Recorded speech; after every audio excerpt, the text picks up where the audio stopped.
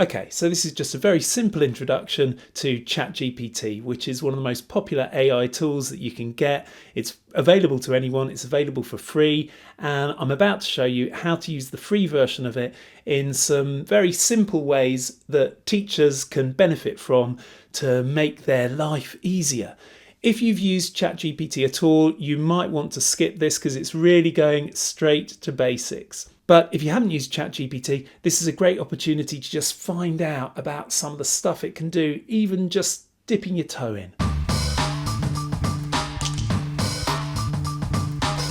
Don't forget to like the video and also to subscribe to the channel so that you can find out every time I post a new video in this series about AI in the classroom.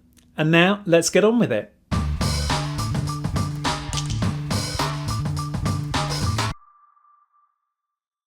Okay, so here we are in ChatGPT 4.0 Mini, which is the free version. If you go to Google, you Google ChatGPT, this is what comes up. You don't even need to sign up with an account. You can just get going with it straight away. At some point, you will be asked to sign up with an account, and then you need to give an email address and you need to give your phone number. But you can start playing around immediately. The interface is pretty much like Google search, right? And I'm going to use it to start with like Google search, but we'll see very quickly that it's not the same as Google search. Let's just start off with a teacherly question for a teacher.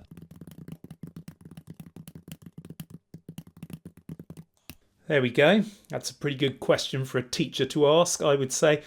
Okay, comes up with 5 different things you can use it for. And so far, so googly. They look quite useful. They look great, in fact. But it's now, when it comes to my second question, that we're suddenly going to see the power of ChatGPT because it has a memory. So if I want to ask it to go into detail about one of these, look what I can type. Let's see, lesson planning assistance. There we go. That's an idea.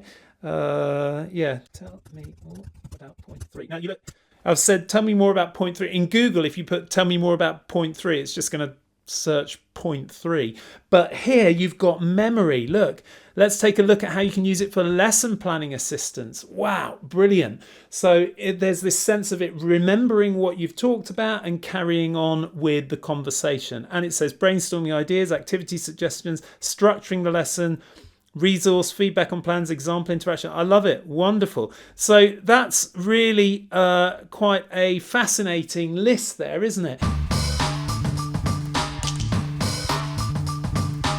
Okay, what I'm going to do with it now is I'm going to build a scheme of work because I know it's great at building schemes of work. So here we go. Let's try create a scheme of work for a year 10 class studying an inspector calls in the UK or in England.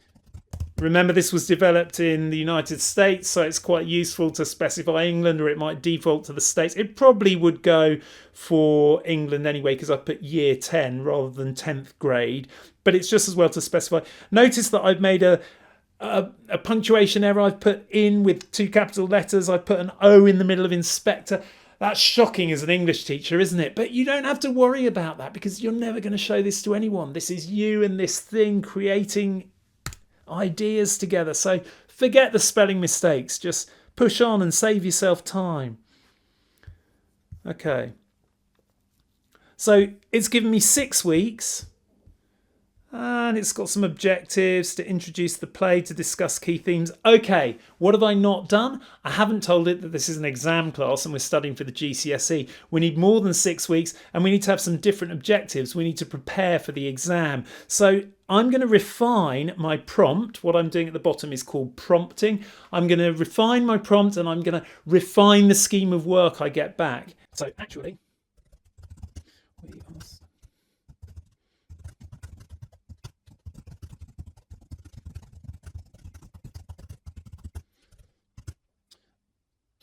I don't know about you, but I'm going for at least 10 weeks, right? The first time you're introducing a text, I would say. Maybe I come back to it later in the course. I could even get ChatGPT to help me plan out the entire 2 years, but I'm not going to do that right now.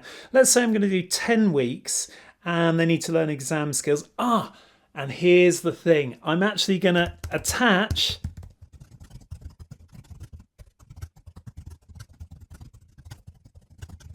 I am going to attach the specification. Yeah, wonderful. Let's have a look at this.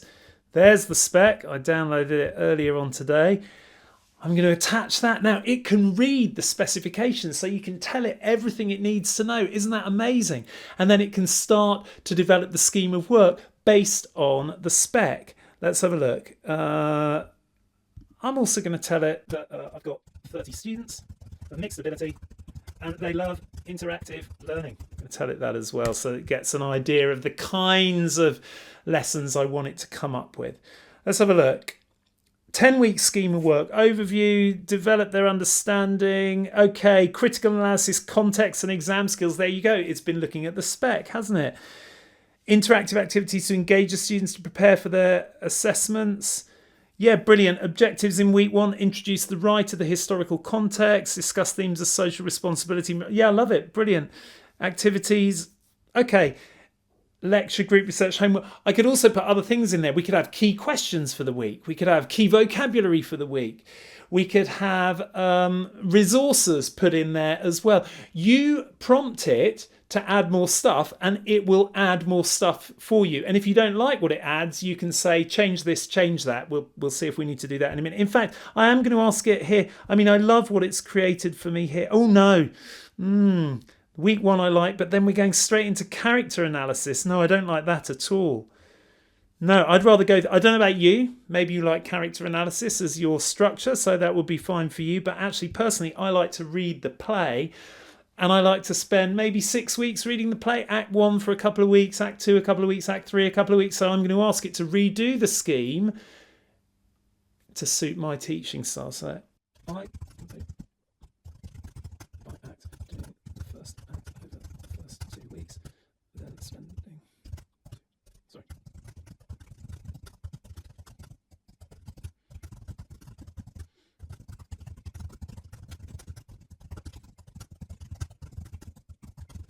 I don't know about you, but I'm giving away my teaching style here. You do it the way you want. Let's see what it comes up now with. So we're still going to get the context first, which I totally agree with. Homework, read Act 1. Interesting. Week 2, analysing Act 1. Yeah, I don't know if that's quite enough for me. I might bring some of that into week 1. I could ask it to refine that, but actually it's given me enough ideas to be able to go with what it's got, and then I can sort of jiggle around its ideas as I see fit. Yeah, exploring Act 2, delving deeper into Act 2, that's great. Transitioning to Act 3, understanding Act 3. Then exam skills and techniques, revision strategies, mock exam prep, final revision. Yeah, I like that. The only thing I don't like, I quite like a bullet point outline of the 10 weeks at the start of the scheme. Can you add a bullet point outline of the 10 weeks? I said please. You're probably thinking, why is he saying please to a machine? But actually, I read some research just this week, in fact, about how apparently if you say please to it, it gives you back better results. I think the stat was 9% better results. I don't know how they're judging the quality of results. Isn't that fascinating and rather disturbing as well? Okay, here we go. We've got there we go. Yeah, you've got this overview, which makes it nice and clear at the beginning. You've got the detailed scheme week by week. Okay, you could put, if you were writing this for an inspection or something, you'd probably want at the beginning, you want more detailed stuff about the school, about the context. You probably want a page at the beginning about the overall objectives and stuff like that. So you can just tell it to provide that stuff for you. But I'm happy with what I've got there. Okay, there's my scheme of work, which I could work on with it for much longer, but it's given me all the ideas I need. And now I'm going to ask it to help me to prepare my first lesson for the scheme.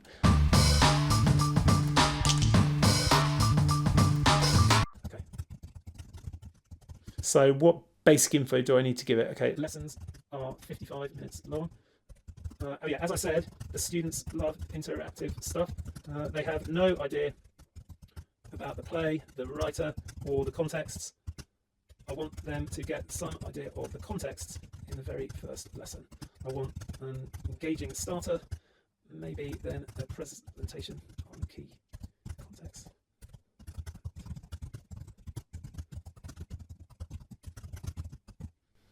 Okay, let's see what it comes up with. 55 minutes. Context brainstorm. That's a bit boring, isn't it? What do you know about life in early 20th century England? Not sure about that. I like the topics: social class, gender roles, impact of World War One, economic conditions. Yeah, I really like that actually, because that has reminded me of some key topics which I might forget, right? I mean, I know I've read this play 100 times, I've taught it 100 times, but it's term time. There's tons going on. It's a stressful time of term, perhaps. Perhaps I've got stuff going on in my family and perhaps my head is full and I might forget some key contexts, right? So having that bullet point list there is a reminder to me not to forget anything important. That's one of the amazing things about ChatGPT. It can often remind you, oh, don't forget this, don't forget that. So it's really, really useful in that way. And I really like that list of bullet points there. I'd probably want to add in some things like, the Titanic sinking, because I remember that that's important, but it's a pretty good list. Context carousel, printed context card, rotate, discuss, write down. I love it. Context carousel's wonderful. It's great. Plenary. What context do you think would be most important for understanding the play? Yeah. I don't like the starter or the plenary so much. Okay, the starter is boring. Make it more active and interactive. The plenary question could be better, more personal. Okay, let's see what it comes up with. It'll just keep doing whatever I tell it to do. It doesn't get bored. It doesn't get frustrated. It just churns out what you want, right? In some ways, better than interacting with a human, because you can just keep going with it and know that you're not making it cross. Living history, series of statements. You're a wealthy business owner. Write them on individual cards, distribute them to classroom. Role play, mingle. Oh, wow. Yeah. Love it. Living history. That's fantastic. That's pretty exciting, isn't it? That's a fun way to start. Then we're going into the context. Then we've got the interactive activity, the context carousel. Your perspective. Reflect on your own life. Okay, that's more connected to now. I guess maybe I was thinking something like, which of the contexts is more interesting for you? I might ask it something like that. But I'm not going to put anything else into ChatGPT now, because it's given me enough ideas and I'm able to come up with the rest of the ideas by myself. So there we go. We've created a whole scheme of work and we've created a lesson plan. Yeah, we could have done that by ourselves. We certainly would have taken longer creating the scheme of work. The lesson plan, depending on your level of experience, you probably could have done it as quickly as that. Maybe you wouldn't have come up with such great ideas, particularly if you're in a stressful time of term when you're having to plan hundreds of lessons all the time. It feels like it never ends. Maybe this just gives you those creative, sparky ideas that just don't come to your brain when it's 5 or 6 o'clock in the evening and you want to get home and you're like, oh, what can I plan? It can give you some of those ideas, so you can use it for that as well.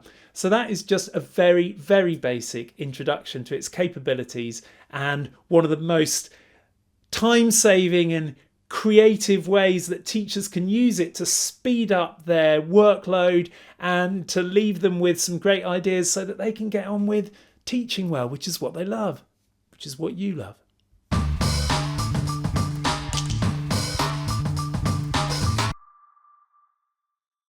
So you see, right from the beginning, it can help you create schemes of work, it can help you plan lessons, it can give you that creative spark that might just be lacking at those stressful times of year.